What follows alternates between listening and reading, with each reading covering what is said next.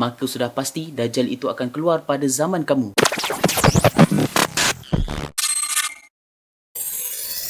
Bismillahirrahmanirrahim. Assalamualaikum warahmatullahi taala wabarakatuh. Apa khabar semua? Mudah-mudahan anda semua di dalam rahmat Allah Subhanahu wa taala. Insya-Allah pada video kali ini saya akan kongsikan kepada anda semua tentang kisah akhir zaman yang bertajuk Kemunculan Dajjal. Bagi anda yang baru saja melihat video ataupun channel ini, macam biasa tekan butang di bawah supaya anda mendapat notifikasi video terbaru daripada saya. Baiklah, mari kita dengar kisah Kemunculan Dajjal bahagian yang pertama. Dajjal pembawa fitnah. Ujian Allah menerusi makhluknya yang bernama Dajjal ini adalah sebesar-besar ujian yang ditimpakan kepada umat manusia yang beriman. Tidak ada ujian lain yang menyamainya, apakah lagi melebihinya. Dalam hal ini, baginda Rasulullah ada bersabda dalam sebuah hadis riwayat Muslim yang bermaksud, sejak Allah Subhanahu Wa Taala menciptakan Nabi Adam AS sampai ke hari kiamat nanti, tidak ada satu ujian pun yang lebih dahsyat daripada Dajjal. Oleh sebab itu, kesemua Nabi mengingatkan kaumnya daripada ujian Dajjal ini. Rasulullah ada bersabda, sesungguhnya tidak ada satu fitnah, yakni ujian Allah di atas muka bumi ini sejak dia menciptakan zuriat Nabi Adam AS sampai ke hari kiamat nanti yang lebih dahsyat daripada fitnah Dajjal. Sesungguhnya Allah tidak mengutus seseorang Nabi pun kecuali Nabi itu telah mengingatkan kaumnya akan ujian Dajjal ini. Aku iaitu Rasulullah adalah Nabi yang terakhir sekali dan kamu adalah umat yang terakhir sekali. Maka sudah pasti Dajjal itu akan keluar pada zaman kamu, kerana telah terbukti sampai ke zaman Nabi bahawa Dajjal itu masih juga belum keluar. Seandainya ia keluar dan aku masih berada di kalangan kamu, maka akulah yang akan berhujah dengannya bagi mewakili setiap orang Islam. Dan jikalau ia keluar selepas kematianku, maka kamu semua bertanggungjawab untuk melawannya dan Allah sebagai penolong kamu sekalian. Hadis riwayat Ibnu Majah. Seterusnya, fitnah Dajjal atau ujian ini akan menggoncangkan keimanan seseorang. Oleh sebab itu, janganlah ada di kalangan umat Islam ini yang sentiasa berkata, saya tidak apa, saya dapat melawan Dajjal. Jangan ada orang yang berani berkata demikian, kerana sangat sedikit orang yang dapat mempertahankan keimanannya ketika berhadapan dengan Dajjal. Oleh sebab itu, Rasulullah SAW telah mengajarkan kepada kita supaya berlindung dengan Allah daripada godaan Dajjal. Seperti yang diajarkan oleh baginda dalam doa tahiyat akhir yang sunat. Doa itu kita baca setiap kali kita solat. Ini menunjukkan kita bahawa besarnya fitnah Dajjal tersebut. Doa itu ialah, Ya Allah, aku berlindung dengan Engkau daripada siksa api neraka Jahannam dan daripada siksa kubur dan daripada ujian kehidupan dan ujian setelah mati, dan juga aku berlindung dengan Engkau daripada kejahatan fitnah Al-Masih Dajjal. Hadis riwayat Muslim. Doa yang diajarkan oleh Nabi SAW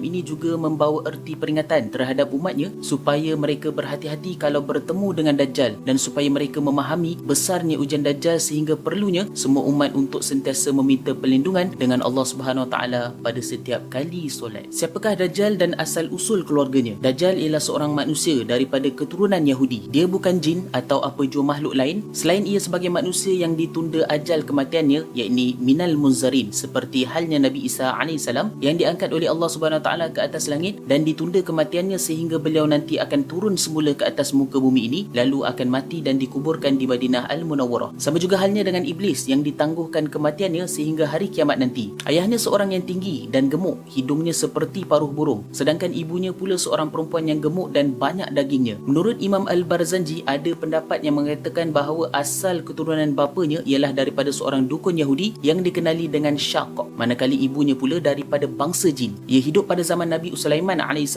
dan mempunyai hubungan dengan makhluk-makhluk halus. Akhirnya ditangkap dan dimasukkan ke dalam penjara oleh Nabi Sulaiman AS. Walau bagaimanapun, kelahiran dan kehidupannya pada masa kecil tidak dapat diketahui dengan jelas. Namun, sudah pasti ia daripada keturunan Yahudi. Begitu pula kehidupannya sebelum dirantai di sebuah pulau yang merupakan tempat transitnya dan tidak dapat diketahui dengan jelas. Bagaimana sifat-sifat badannya? Ada beberapa ciri perawakan Dajjal yang disebutkan dalam hadis Nabi SAW.